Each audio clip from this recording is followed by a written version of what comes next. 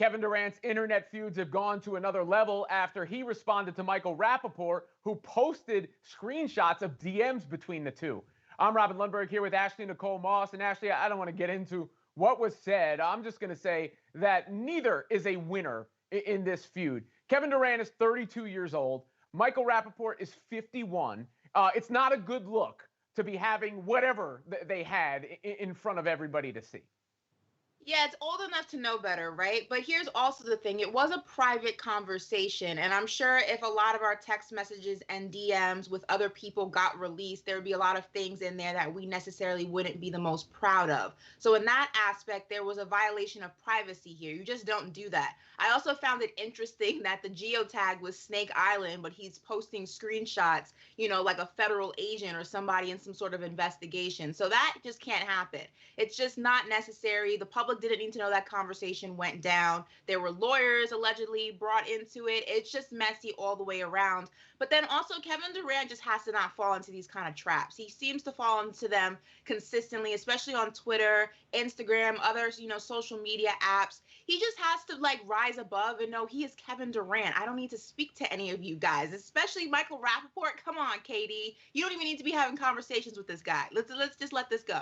Well, for full disclosure, I've done segments with Michael Rapaport, a podcast. He's always been cool to me, but his brand is to be an instigator. His brand is to say stuff like this. So when that's the case, you have to expect people to say stuff back. I actually like, KD being active on social media and clapping back at people. But again, there's always a line, right? And in this case, he said some stuff in there that could actually maybe get him in some trouble with the NBA, depending on how far they want to take it and how upset people get. So, that's another reason why this was just an example of why. From all parties involved, this was not necessary, originating because KD was short with Charles Barkley in an interview.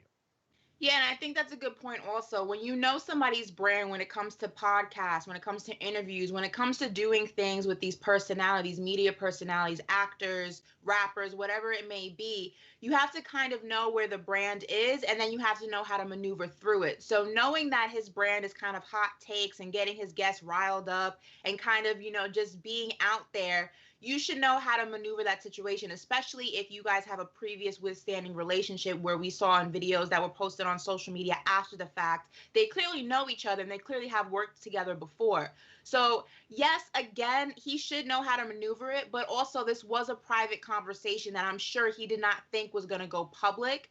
And that's where Rapaport really crossed the line, because you don't do that, especially if that was not something that you and KD agreed upon.